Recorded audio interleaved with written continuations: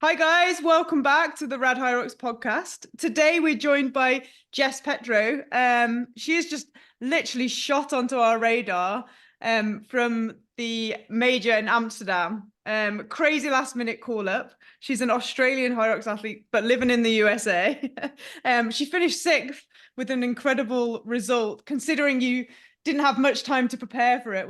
It was a 101.39, and then with the changes and the adaptations of the 44 seconds, it ended up being a 102.23, and we can get into that as we go. But welcome to the podcast, Jess. Thank you. Thank you girls for having me. I appreciate it. Oh, Excited to chat.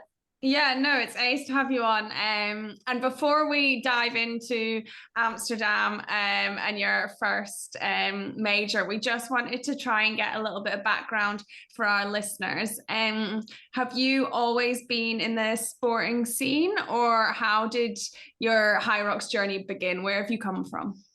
Yeah, so my sporting background started right back when I was 5. I've been doing track and field. My parents threw me in basically like as soon as I could start at the youngest age. So track and field was where I grew up, like competing most of my life. And it wasn't just in the running. Like I think I've competed competitively in every single track and field event except for like pole vault and the hammer throw. So like throwing, jumping, hurdling, sprinting distance, you name it. So kind of like a very well background in that. And then I didn't really discover Hyrox until it hasn't even been a year yet. So last November was my first Hyrox race. Was that Yeah. was that in Australia or was that in America? In Which America, yeah. It was the Chicago race of last year. Oh, cool. Yeah. So you'll be well suited for the world's coming I next know, year because yeah. you've already done a Chicago race, eh? Yeah, it's actually quite funny that when they announced it, I was like, oh wow, that was my first race. And then, now I am familiar with the venue in the area. It's pretty cool that they put it back there. Yeah, happy days. And like you said, the just going back to your background, like a track athlete, I guess it's like gymnast or athletics. It's like having that background with track and field is pretty Hmm. like for any child to go into any sport, it's a really good base, isn't it, to have? It really is, yeah. And so that's what brought me to America. I once I kind of was in my teens, unless you're going really competitive, like at a high level in track and field, I'm sure it's probably the same way you guys are. Like, unless you're going pro, there's not really opportunities. Like, we don't really have sports in like college or university in Australia at that competitive level.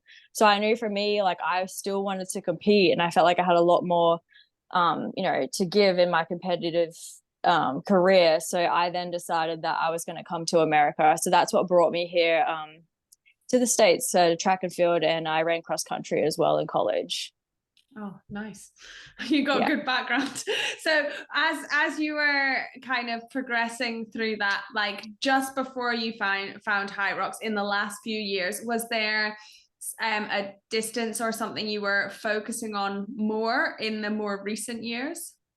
So quite funny, like once I had finished college, I was so burnt out on running. I think because coming from, I mean, I had been running since I was 5, but we trained so different in Australia than over here in the States. Like they just pound volume on you. And in college, even my college was a lesser volume program, but it was still just a lot. So once I had graduated from college, I was pretty done on running. Mhm. Like the thought of even going for just like a couple K run was like no way, you wouldn't find me doing that at all. So I transitioned more into like strength training and CrossFit. And then it was like the last couple years that I found like hybrid. So I had done a couple other hybrid competitions, and there was like some running involved in those certain events. So I did start introducing a little bit of running back, but not to the degree where I am running right now. So it's been like a slow progression back into like loving running again, and a different type of running, because Hyrox running is so different to where I come from, like my track background.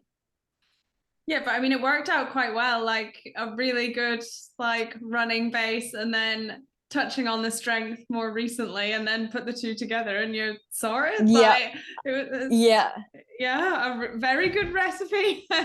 yeah. Okay, so then how has your training changed from before in the last, maybe since you found Hyrox and maybe started to focus on it a little bit more? Is there specific things that you're trying to work on, or? Yep. So before I even did my first like Hyrox, I wasn't training specifically for that. I kind of fell into it last minute, like literally like 3 days before I like decided I was doing it. So that race particularly wasn't tailored. My training was definitely not tailored for that, but I just kind of jumped in to see where my fitness stood at that race. And then I could see from there that I did have some potential. So after November of last year, that's when I started tailoring my training a little more. So that involved a whole lot more running in different aspects, like more threshold running versus like sprinting, which I didn't need obviously for a Hyrox. And then my other training still stayed pretty similar. Like I still do strength training, 3, 4. I mean, it was a lot more, but I have cut it back. I was probably strength training 5 or 6 days a week. I did cut that back a little more. And then I still do like a lot of metabolic conditioning work too. So that side of the training hasn't changed too much. But it's more so the running that's been the biggest change for me, more volume and running in the threshold. Yeah, that's cool. And with the metabolic conditioning, I'm guessing, do you train at a CrossFit gym or do you train at home? And have you kept that going, or have you been jumping in classes for the Metcon stuff, or how does the training work? Yeah, all the CrossFit training like that I do has been at like my house. I've never actually trained in a CrossFit box. Oh, okay. Yeah, so my husband and I, before we moved back here to New Jersey, we lived in Virginia, and we were very remote, so we had purchased a lot of our own equipment over time and just had our own setup. So yeah, all of my training has just been like myself or my husband in our backyard for many years. Yeah, that's cool, especially to like, sometimes it's hard when you train alone, I know, or if you're just training with your husband, to know like where you are, because like I guess like in classes and when you're like at a CrossFit box or now like Hyrox affiliated gyms, you can kind of measure yourself and see how you're getting on against other people, and you can start to be competitive against other people. I mean, are you and your husband competitive when you train, or is he into Hyrox? Very. Yeah. Yeah, so that's good to have that. And then yeah, it's funny because when I did start getting into hybrid comps, like I had no idea how I would stack up, and then yeah, you go into these competitions, you're like, okay, I guess I'm okay, like stacking up against the others. So yeah, it's been good fun. And what was your first, so going back to your first ever Hyrox in Chicago, and you said you did all right, like what did you think when you went into the stadium, into the arena? Like, how did you find the setup? How did you find the race when you'd never done one before? Like, did you go out too hot, and how did you get on? How did you find that? Yeah. So yeah, I think I paced the race pretty well. Like that's the longest event that I've ever done in my life. So that in itself was shocking. But and it's quite funny because I remember like looking back at my heart rate data, and I had like 22 minutes over 200 beats per minute. So just like redlining for like a third of the race. But no, I think for me at that point, my running wasn't so like as strong. It was okay, but my station work was like really good. So my strategy in that particular race was like hammer the stations, try and recover on the runs. And that worked pretty well for me. I think I ran a 108 in my first race. And did you go straight in at pro? Was that a 108 at like pro weights? Yeah. I just jumped into the pro. But yeah, no, the actual race, I just remember being hooked after too, because the atmosphere is so much fun, and then you start to analyze the race after and think, wow, like I could do so much better if I really targeted this and that and hammered down into specific Hyrox. So after that, I just like caught the bug, as they say, for Hyrox. Yeah. No, I was going to say, and then going forward from there, it was a callback or a roll down place that you got for Amsterdam most recently. Is that right? Yeah, I did get. So which were the two races that provided the two fastest times? I try and keep up with keeps changing on what the system is, and I'm like, when did that happen? And that was the system for Amsterdam, so you must have done the two races to give you the fastest times to climb the leaderboard. Yeah, so I had before Amsterdam, I had 4 races. So I had the Chicago race last year, and then I did Fort Lauderdale in February of this year. So that was actually I ran a 104 there, so that was my one of my times. And then I did 2 races back home. I went back home for 6 weeks, so I did Brisbane and Perth, and my Perth race was my second time. Ah, okay, nice. And Yeah. you're at work, and you're at Worlds doing. You did the relay at Worlds in Nice, did you as well? I did. Yeah, Yeah. Timos. Yeah. And how did you find that? Because that's like a totally different. I mean, that's shorter. Yeah, that's actually like more my style because like run hard as you can, hit one station like full speed and then rest. Like I loved that. That was so much fun. And which stations did you do for that one? I was on the farmer carry and the wall balls. Oh, the Ooh, wall balls. pressure at the end. I know. Yeah, especially with JK, he was like jumping at the bit, wasn't he, to get out of the pen that you guys were in. I know. Yeah, and we needed him in other areas, so like I was just like left to carry the team with the wall balls, but I felt privileged to be put in that spot. Yeah, fair. And I guess like because the reason I brought that up, like not just because I was interested in how you felt like doing the relay, but also because that must have given you a bit of a taste of like the elite world in a Hyrox event, because that was the world champs, the first time they've ever done a relay. Quite a lot of pressure, especially if you ended up going on the wall ball. So did that help you as you went into Amsterdam? Because obviously, like Em said, you didn't have much time to prepare for Amsterdam.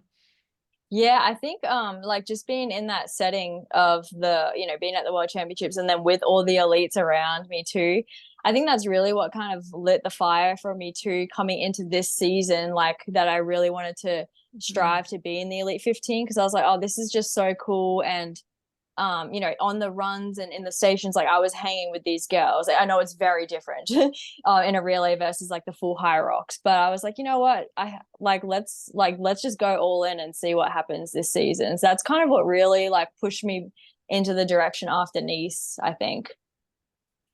So then you did your races that got you the times to move up the rankings, but how many days was it before that you found out? Because you must have been what, 16th or 17th or something to then get the call. Yeah, no, I was actually down in 19th, so I honestly was not expecting to get a roll down for Amsterdam. Okay. Yeah, I mean that just shows how strong the females are, because you had like a 104 and a 10 two 104s, two 104s, yeah. Like, and you were 19th. Like that's crazy, isn't it? Yeah, so I got the call. So the race was Thursday. I got the call well, I woke up to an email Monday morning, and then basically there was like a 5-hour time frame between me waking up, seeing the email, booking all my flights and accommodation, and then getting to the airport to jump on my plane. That is mental. Talk me through like was it a decision, or once you got the email were you just like, I'm going, or did you and think, am I crazy? I don't know. Like, is this too short notice? Like, what were you thinking? There wasn't even a split second of me thinking about saying no. Like I said before, this whole season I've just been like, we're all in, whatever opportunities come our way, like you have to say yes. And I'm just so thankful that my husband's so supportive too, because as soon as we woke up, I was like, guess what? We just got the email, and he's like, book it. Like, yes, let's go. That's so cool. And did he go with you? Did you go together? No, just me this time. It was a little late notice to get him over there. Yeah. So how many days did you have from like getting that email that morning? Like what day was that? Monday, yeah. Monday, and then you competed on the Thursday evening, but in Amsterdam. But with the time difference, like, I mean, I can't get my head around time differences. I know. But, I mean, even just to get us all together on this podcast, I'm really happy that it's the right time, because I second guess myself all the time. But yeah, so did you have like jet lag? Did you miss a day? Like, so I got in, it was Tuesday morning Amsterdam time. So really, like, yes, it was short notice, but like I still had all day Tuesday, Wednesday, and then basically all day Thursday, because we raced at night Thursday night. And you didn't do like some kind of like crazy session at the weekend or something, like, because you didn't know you were going. So like, what happens if you'd have done like a full crazy session at the weekend and got DOMs, or decided to go to a marathon or something? I know. Well, my Saturday session, like I usually have like a very high volume session on a Saturday. So I did have a pretty big session on the Saturday, but Sundays I always take fully off. So and that Saturday I know I had a great session. Like I was feeling really confident. I had some great results. So like I felt like I was coming off a high of having a really good training, having a full rest day, and then getting the email. So yeah, I felt good about the turnaround. I mean, yeah, impressive. Considering like a lot of athletes went out, 2 weeks prior to like adjust with time difference and things, or even like for a week before just to get used to the surroundings, make sure everything was okay. Like I take my hat off to you to just like go for it and see what happens. But so how did you find the race going into it? It was your first Elite 15 like major. What were you feeling? Yeah, it's quite funny. Like, you would think that going into such a big race that you would feel a lot more nervous, but for me, it was the opposite. I think that was the calmest I'd ever felt going into a race. No time to think. Yeah, honestly, that's sometimes the best races, isn't it? You don't have time to like overthink it. But no, I think for me, it was more so the fact that like I had been working so hard to eventually make it to the Elite 15, and I didn't expect it to come this early. Like I was thinking maybe later this season or even potentially next season. So for me, getting the opportunity to even be lined up there in Amsterdam, like I was just buzzing from that alone. So I felt like I had nothing to lose. And I think that's what really helped me be able to like display the best performance that I could on the day, because I was just like, yeah, just so happy to be there, and yeah, nothing to lose. Like just go hard and see what happens. Yeah, I mean, ace. And then you had a great race. Like, did you have a goal in mind, or you just go and try and do my best performance, like with the circumstances and enjoy it? Was that just the main goal?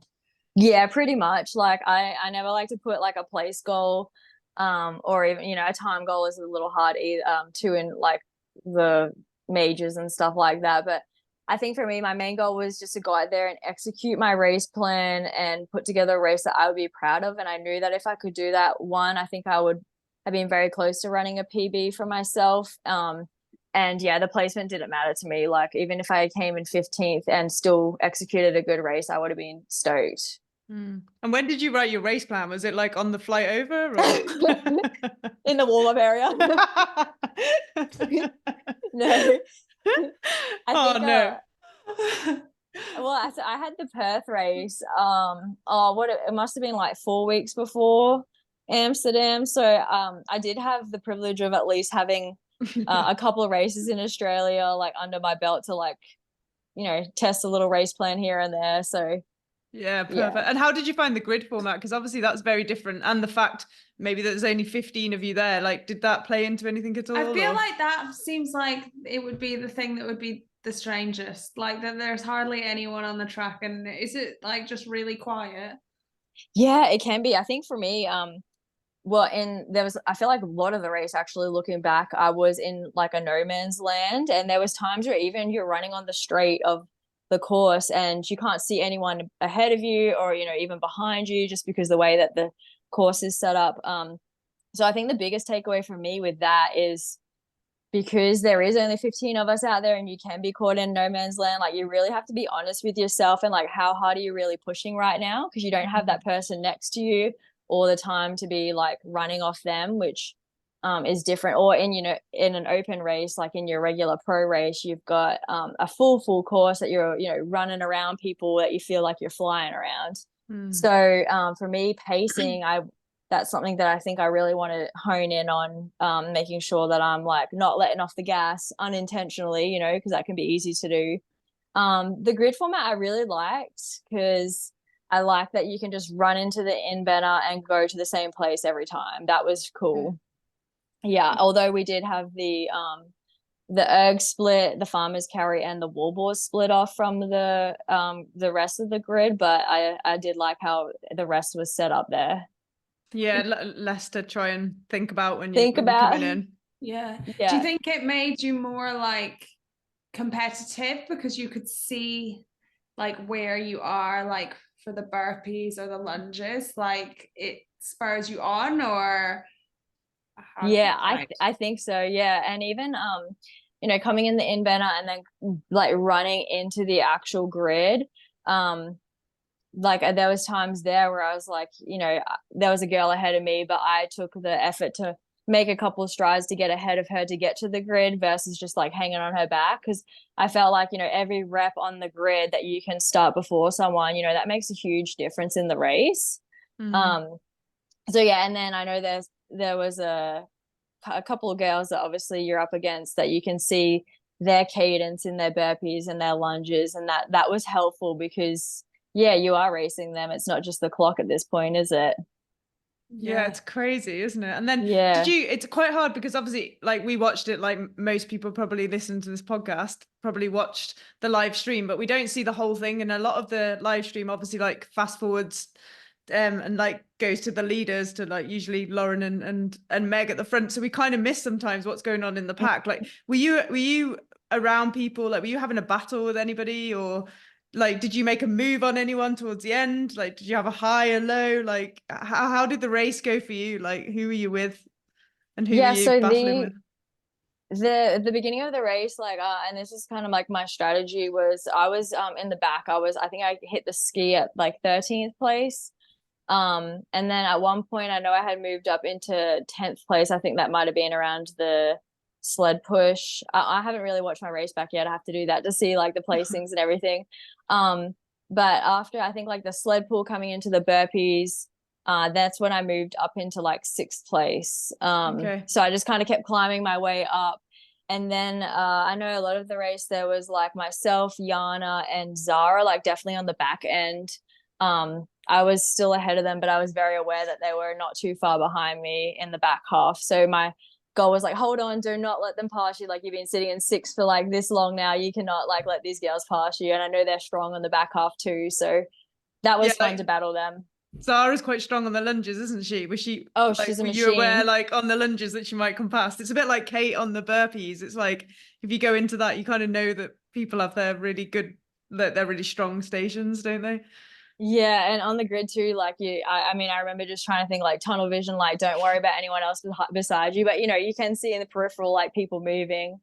Yeah, but there was one thing about the grid too that I noticed, that I definitely will probably think about if I get a chance to run a major again is being aware of like the end of like your lane per se, because there was times where like my lunge, for example, I was like, oh, I can make that last step, and I stepped and my heel touched the line, which was a fine rep, but I still had to do another rep over it. So it's like almost thinking about like how far away you are and almost timing up your reps so that you're not doing like an extra rep over than you need to, or like doing a smaller jump in your burpee so then you can do a bigger jump to make the line, like that kind of thing. I know it's like seconds here or there, but you know that does count over the course of the race.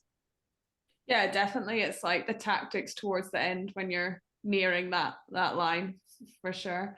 Yeah. Yeah, it's so interesting because it is different. And like they said, I think the farmer's carry was quite a good one because there was only one turn was there, instead of like sometimes you can wind in and out. A maze. Yeah. Yeah, it was just the 100-meter down, 100-meter back. So that was a really nice farmer carry. And then what about wall balls for you? Do you break them down? Did you go in knowing you were gonna aim for a certain number, or can you go unbroken, or what's the deal? Because wall balls, like it can all kind of make up the placings at the end, and especially if you knew maybe Zara and Yana were kind of hot on your heels, did you have a tactic going into the wall balls? Yeah, so like in training I can do wall balls unbroken, that's no issue, but that I have not been able to put it together during my race. So that's definitely a goal of mine. And I feel like I've come into the wall balls with a plan, and that's just gone out the window like every time. Yeah. I mean, fair. Like I think that's most people. Yeah. So my goal was just to try and put together like the biggest set that I could, And then I think I got to like 48 maybe on my first set, and then just like a chip away approach just to get across the line. I know I did get quite a few no reps on the targets. I honestly don't know how many, but it was quite a few, and I could see the girls behind me catching me a little bit, so I was getting a little nervous, but Did you have a cheeky look at their screen to see like what their rep count was? Or I did, yeah. Yeah, I feel like I could not do that. I'd have to look. I know. Yeah. Totally. Yeah. Oh, Ace, I feel like very good race recap there, because like Faye said, like you can't, when you're watching it, unless you're there watching it like from the live stream, it's hard to see everyone the whole time. It kind of jumps back and forward, so yeah, it's good to hear how it felt for you. And then what about, I don't want to put a negative on it, but what about the time change at the end? Like, how was that for you guys mentally? I don't know when you found out, or it was all a bit weird watching it, because like they were saying, oh yeah, like Lauren got a world record, and then they were saying, oh, I don't know, maybe the time's not right, and then it was all a bit like we didn't really know what was going on. But how was that for all of you guys? Yeah, it was a little weird, wasn't it? Because I think I got like 4 different times from the race. I don't know. We could see the clock when people crossed the line, so we were like, I don't understand. Why is that not the time? But yeah, so I think I had a 102 when I on the board when I crossed, which I was like stoked about. And then the girls at the end had come up and said, oh, like check the times, like they changed. So then it went to the 101, and then Kate had come over and was like, the times are going to change again. Like I just spoke to the people, and I know that I did a 59:59. So she's like, they're going to change again. So then they did. And then I got like a lesser time, and I was like, let's go. And then we got the email about it going back like the 44 seconds or whatever. Yeah, it was one of those things that, you know, it's a little disappointing, because you had thought you ran a certain time and then you didn't. And like 44 seconds still is like a pretty big chunk of time, but obviously understandable when clearly we didn't do the right measurements on the grid. I still don't understand how that happens, but I know that Hyrox has come out and like at least they owned it, and I know that will never happen again, because they will triple check that for forever. So it was like forward. For anyone listening that didn't know, it was like was it just the grid that was measured like slightly short, wasn't it? So like some of the exercises. So, I think it was like just the lunges and the burpee? And the burpee grid, like the sleds, because they go to a different marker, don't they? That was fine. But I think so it's just the lunges and the burpees they added time on, because you guys unfortunately did like a slightly shorter distance than the Hyrox measured distance. But no one really knows why that happened. I know. So I think it worked out to be 18 meters instead of the 20 meters.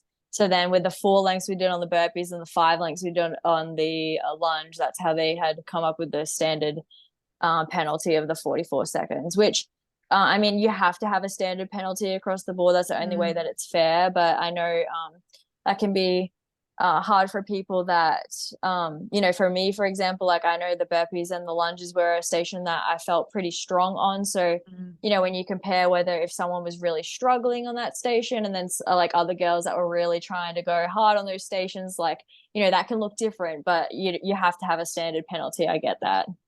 Yeah, there's not, I mean, like you said, they owned it, and there's not really much they can do except for after a race give everyone a standard penalty. And I guess the only good thing is that you're racing for places in like an Elite 15 race, so the placing didn't change. Everyone's still stuck to that, still got their places. But yeah, it must be quite a bit but then I guess the pill to swallow. Yeah, because the timing thing, I guess the times do matter for the future.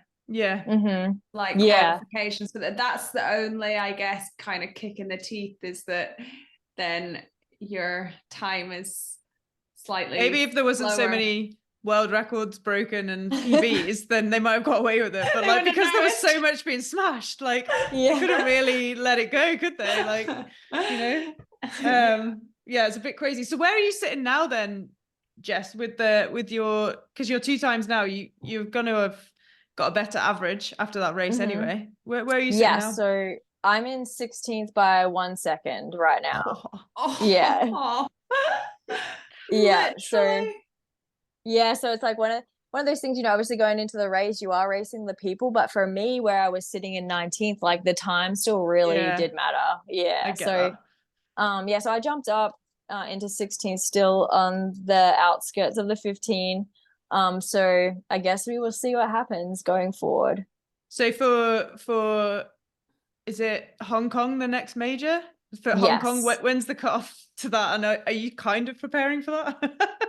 Like Yeah. now? Yeah. So I think Because the I feel cutoff like that's is, probably a very wise thing to do.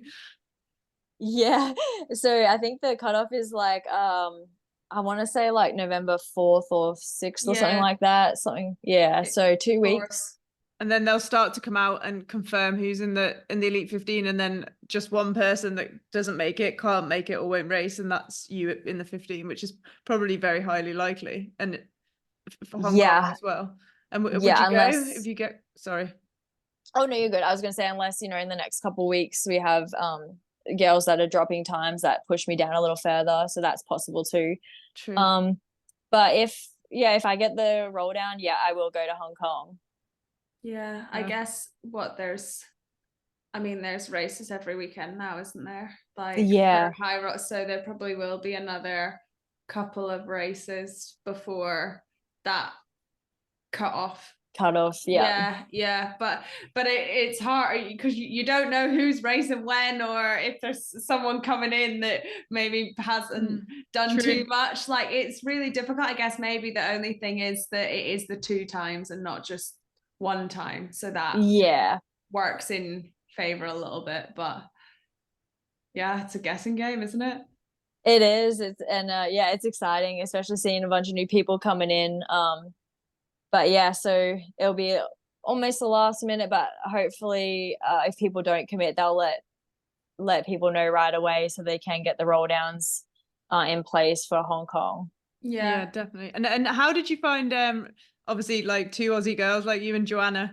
Like how did you find racing with Joanna? Because like she had a stormer as well, didn't she? Both of you just came in and like, I mean, I think everyone's a bit worried that it's taken off in Australia so much now. Because like straight away, two of you in the top 6 at Amsterdam. How did you find that? Did you guys, was it quite nice going into your first major together? Yeah, so I met Jo. I raced her in Brisbane and then I raced her in Perth. And I knew that she was just going to be an absolute force this season in the elites. But it was really cool to be there with her in Amsterdam. And I just love that us Aussies are putting our names on the map too in the Hyrox world. So that's cool. Yeah, for sure. No, it was so cool to see both of you up there. And then what about, we always like to touch on like mental strength, like how do you control your mind and going into that race with, I mean, maybe not as much pressure as potentially the next one, you maybe put more pressure on yourself because it won't be your first one, but how do you kind of go about like mental training and getting through, and what do you say to yourself? Yeah.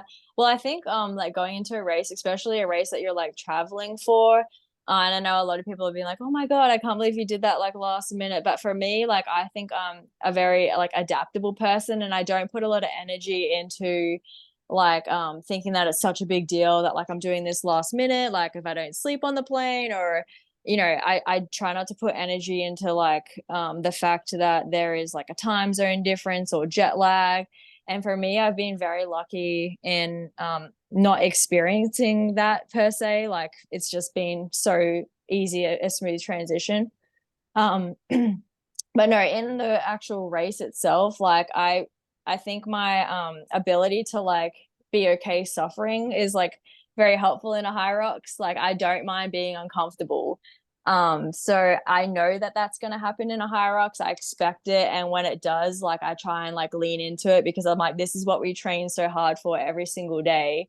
You have the privilege to be out here racing this right now, especially in the elite 15. Like I just try and like take it all in and really just enjoy the experience because that's what you're training for. That's what you're working so hard for every day. Yeah. And then, and then in my training too, like I try and make sure that I'm, training harder at harder intensities or doing a higher volume session so that when it does come to the race, it's not so like overwhelming. Like, yes, the race is still super hard, but it's like we do hard things every day. So this is just like a little blimp in time. Yeah. Yeah, totally. And then, so did you have do you have a point in the race where like you've had a low on like any of the exercises where you've had to have a bit of like self-talk and like get yourself together to keep going? Have you ever wanted to like quit? I know it sounds like you do quite well under pressure and you do quite well when you're suffering, but you must have had a point in one race where you're just like, oh, I need to quit. But how do you keep going? Do you just break it down or? Yeah, so my Brisbane race was actually terrible. It was a really tough race for me. I had some things going on that I probably should have withdrawn from the race. I know my husband said like, I wish you just didn't finish that, but he knows that I would never quit a race. So yeah, in that moment, like I think it was more so the fact that I would have been more hurt mentally knowing that I had quit the race, versus me like finishing the race with like a bad time and knowing that it wasn't like the greatest race. So just, I don't know if that makes sense or not, but yeah, totally. It's like having to live with like, yeah, pulling out of it rather than just finishing it and knowing at least you finished it. Sometimes gives you the confidence to just go back, doesn't it? Like, and accept that maybe it wasn't the best race rather than, I guess, giving up. I don't know, like if that's the right word, but a lot of people don't like to say they just gave in. At least they finished.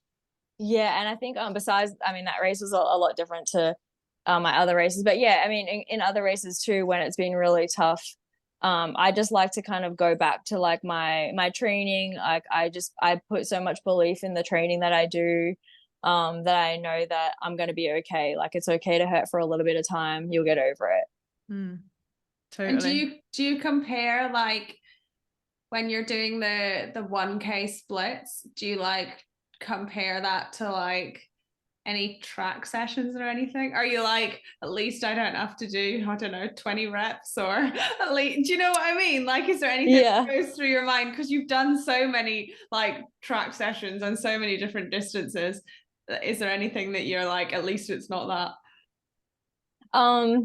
Not quite, because I think like the track training that I've done has just been so different. Like, I mean, I'm like sprinting like balls to the wall. Whereas like, you know, if I did that on a Hyrox, I would be in a world of hurt. You'd be done after the ski, like yeah. Yeah. Only in the relay you can sprint. Yeah, exactly. And so Jess, what does the future look like for you then, like for this season and going forward? Is it like, I'm guessing your big goals to get into the elite 15 for world champs now, because maybe that might not have been on your cards, but now you've decided, you know, you've got into the elite 15 for a major. Surely maybe goals have slightly changed. Yeah, I think so. Like starting out this season, that was like my goal, whether it, like I said earlier, whether it was going to happen this season or next, I wasn't so sure. But getting the Amsterdam rolled out and knowing like head to head, I came 6th against these girls, even though my time is still ranked down in the 16th place now. That definitely gave me a lot of confidence that I can hang with these girls. So fingers crossed I can get a Hong Kong roll down. And I will go to Hong Kong if I can. If not, then I'm going to have to get another race under my belt to try and solidify my time in the 15 to hopefully get into some later majors. But the goal is definitely to get one of those 15 spots for the world champs. Yeah, amazing. I mean, I think, yeah, it's you're right though. You've competed against, I mean, the vast majority of the top girls did race at Amsterdam. I know that we were missing, I think, a couple of the German girls pulled out. Yeah, we were missing it, but you know, Lauren, Meg, like Joanna, who's been ranked high with the fast time, you know, a lot of the strong athletes were there. Yeah, Zara Kate and Zara, like Lauren Griffith, you're in amongst like a good group and put on a solid performance. So I think it should give you the confidence that you deserve to be there and you can be there, like for sure. Yeah, thank you. Yeah, and it's anyone's day, isn't it? It's racing as well. Like, who knows what's going to happen on the next, like for example in Hong Kong, like you might have a better weekend, you know, you might have a better setup, like or somebody else might not have such a good race, and then you could end up getting on the podium, or it's because it's like head-to-head racing on that one day. like so That's much can the happen. thing. So you want to be there because like you don't have a chance if you're not in the mix, do you? So yeah, for sure. Yeah, exactly. That's the thing. And I remember watching the majors last year and just thinking like, I mean, yeah, each major just looked so different, you know, obviously the top, but like the girls underneath, you know, it was so back and forth each major who had their day and who didn't. So yeah, you have to be in the fight to see where you match up and who's anyone, it could be anyone's day. So, and I love head to head. So throw me in the fight, like we will battle. And then Love that. Love based that. jumping on that, saying like you know you obviously love to race. What would you have you got 3 tips for somebody that's you know the like UK Hyrox season is just starting and like there's another race in Melbourne, like America's about to kick off. For anyone that hasn't done a Hyrox before, do you have like any tips or anyone that's just started to improve their racing for Hyrox? Any top tips from Jess? Yeah, I think, well, the big one is obviously like knowing yourself as an athlete, and making sure that you do have a very tailored plan to yourself. That takes time too. I feel like I'm only just figuring out what plan works for me as an athlete. So that you may not get it right in your first race for sure, but like definitely come out slower than you think you can handle. Because it is a long race. And I think the biggest thing is just to be adaptable because you can have a plan going in, or think that like the sleds are going to feel a certain way, or maybe you'll do this many reps before you take a break and in your burpees or whatnot. But you have to be able to adapt on the fly because you could start to feel real shitty earlier than you expect, or you could be feeling way better than you expected at a certain point too. So like push in when you feel really good, and then just be honest with how you're feeling during the race too. So yeah. Yeah, that's definitely. awesome. Sound advice for sure. Well, if it's okay with you, we've got 8 questions that we usually do at the end of the podcast called our cheeky insights. Are we ready to go on to them, Faye? Happy? Let's do it, yeah. Yeah? Are you ready, Jess? Yeah, let's do it. No pressure. First one is, what trainers do you wear to race Hyrox? I'm in the Puma Nitros, the DV8s. And did you wear them for Amsterdam? Yeah. I did, yeah. The last couple of races I've been in those. I love them. I love that they're like a really supportive shoe, but I also love the grip on them too. Nice. Good answer. Next one, which has been your favorite Hyrox venue to race in? Oh, I think just based off like experience, you kind of have to throw that in the mix too. You get a little bias on that, but I will have to say Amsterdam just because it was one, a super cool city to visit, but also it was a special race for me too. Yeah, for sure. Fair. Yeah. Yeah. Next one, what's your favorite Hyrox station and why? Oh, I love the sled pull. I think yeah, I think because I do have good pull strength, so I like that aspect, and I like that it's a full body movement too, like legs and uppers. And depending on how the sleds feel, they can really change the race around. So I like kind of coming in and not knowing what you're up against. That's also fun too. Yeah, it's true. I feel like it all changes. It's all right if it goes your way and you can move them. It's like yes. it's not so fun when you try and pull it and it doesn't go anywhere. Yeah, true. I feel like sled pull is not a very common favorite station. I don't think we've had that answer very much, so I like that. Next one, if you could do a doubles Hyrox with anyone in the world, who would you choose? Oh, well, this is firstly, I definitely my husband and I have not done a Hyrox doubles together. Like, so yes! I feel like if you haven't done one, he might have to be the answer, mightn't it? Yeah, so we actually have booked in for a Vegas. We're gonna do a doubles in Vegas, so I cannot wait for that. That's gonna be a lot of fun. But other than him, I would probably have to pick Tia too. Yeah, just because she's an Aussie. Love that. But I think that her and I could hammer the stations. We could be weapons on the stations, and she can also run pretty good too. So that would be a lot of fun.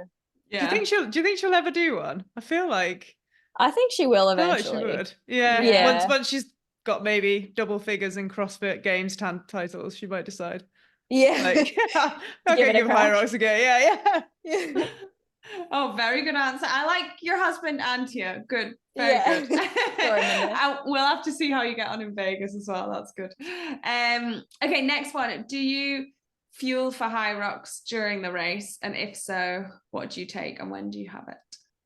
So no, I have not been doing fuel during my Hyrox. That's something that I'm going to be looking into practicing because I think it's so important especially for that back half of the race. So that's kind of on my list of I need to figure out Yeah. pretty quickly too, because I know the benefits that can have. But as for now, no, I have not.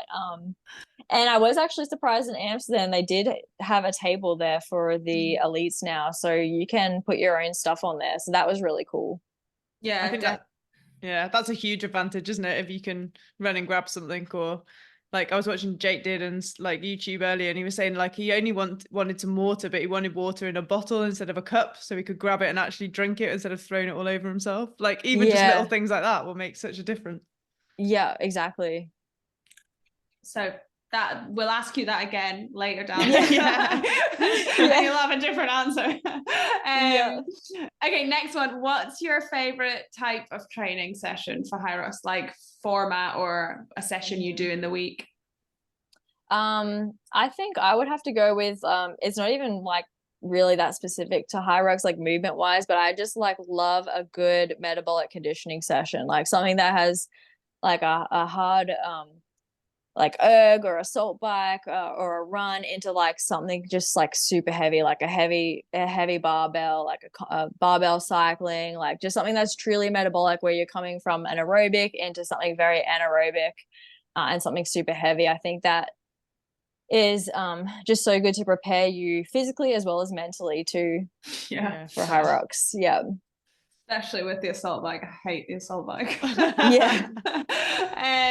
Okay, next one is in a nutshell, why should someone sign up for their first Hyrox? Oh, that's a good one. I think well, firstly, I've never met anyone that's done a Hyrox that like regrets it. Even if they had like a terrible time during the race, they're always ready to sign up for another one. But I think like Hyrox is just so much more than just like the fitness race, like the community, the people that you can meet. Like I've met so many people that you know, you build friendships with, or even like if you are going to a Hyrox gym to train for a particular race, like just meeting those types of people and being around those is just so helpful. But I think it's really important for everyone really to have something competitive to work towards in their training. So one, it's a super hard race, and I have respect to anyone who signs up for a Hyrox, whether you're trying to be in the elite or just going out to do your first race. Like training for a Hyrox is not easy. So I have so much respect for anyone wanting to do that race, but it's a huge accomplishment, and it's just something that you can continue to train for and better your time for. So I like that it's standard in that sense too. Yeah, I think that's good, because for anyone, whatever level you are, like you always have that, like you can get better. Yeah. And it hurts for everyone, doesn't it? Just at different times. Like exactly. Everyone's in the hurt locker, just going at a different speed or a different pace. Yeah. Yep, that's so true. Definitely. And then lastly, is there anyone that you would like to hear more about, like that we could speak to on our podcast in the Hyrox world? It could be a type of person or someone behind the scenes or an athlete.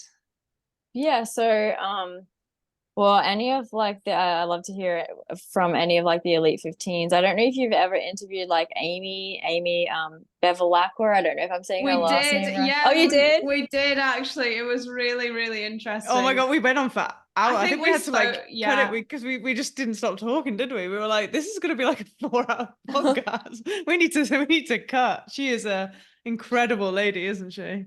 Oh yeah, I'll have to go back and listen. I just find it so fascinating that you know, there's so many like age ranges in Hyrox, and like especially like these mums, like I mean, what we've got like Lauren, Meg, Amy, Camilla. I don't know if there's any other mums, but they're just like rocking it. And I find that just so fascinating that they can juggle, you know, their family life and all the training involved to be so good at Hyrox like these ladies are. so well, you've already interviewed Amy, so I will go back and listen to that. But yeah, you need that kind of a long easy run or something to listen to that. For that. It goes on for a while. Thanks for the heads up. It's super motivational though. I think it's just learning from different people and what different people, like how different people even manage their training, and then the backgrounds. I think that's one of the most interesting thing with Hyrox is like, and why we always like to start with like where someone's background is because like everyone's coming in from a different angle, and it's trying to understand, like, I guess as Hyrox gets bigger and gets more popular and has been around longer, we'll get a similar type of athlete. But right now, athletes are coming in from loads of different backgrounds. And like you said, you've had a pretty perfect background for Hyrox, really. Yeah. But then yours seems perfect. But then you speak to Amy and hers seems perfect. And then you listen to Lauren and Meg and theirs seem perfect. I don't know. It's just like everyone's excelling in Hyrox from different backgrounds. It's super interesting. Yeah, and it's funny you say that because I literally had that thought the other day when I was on a long run that, you know, the sport of Hyrox, you have these athletes coming in from, like, no one's a Hyrox, you know, no one was born into like racing Hyrox. Yeah. Yes, that will change over the years to come. But yeah, getting so many different avenues of athletes, and there is like everyone's just kind of riding the way, aren't they, to how to be like a great Hyrox athlete, because we're just creating our own recipes right now for what works. Yeah, exactly. And training, like how do you even train Yeah. for it? Like who's got the right recipe for training? No, I Yeah. mean, is there one, or is it just gonna, it's interesting, isn't it? I think it's cool to see where we're gonna be. Jess, where can everyone find you if they want to follow your journey and the next see if you get to Hong Kong? Where can everyone find you? Are you just Instagram or? Yeah, so I'm just on Instagram, Jess Pettrow. Yep, you can find me there. Perfect. And have you got anything else, Em? Any other questions or anything before we? No, that was ace, and I think just excited to see where the rest of the season goes for you, and keep watching, because like, I mean, it's crazy that it can change so much, and like you seem to just be throwing yourself in and adjusting and taking all the opportunities, which I love. So yeah, I'm excited. I'm fingers crossed that you managed to get to Hong Kong. Thank you, I appreciate that. Hopefully I will be there. Yeah, we'll be watching for sure. Yeah, we will. Well, thank you. Thanks so much for your time, Jess, because we know like we've had to try and make it work with all the time zones, and we've managed to make it work. After I asked you like if you're in Australia and you're actually in America, so that threw up a little bit of a different time zone. But yeah, for everybody listening, please like and share this podcast. Go over and give Jess a follow. And hopefully we'll catch up with her after Hong Kong and the next major and see how her season's getting on as we move into 2025. And we'll catch you on the next episode.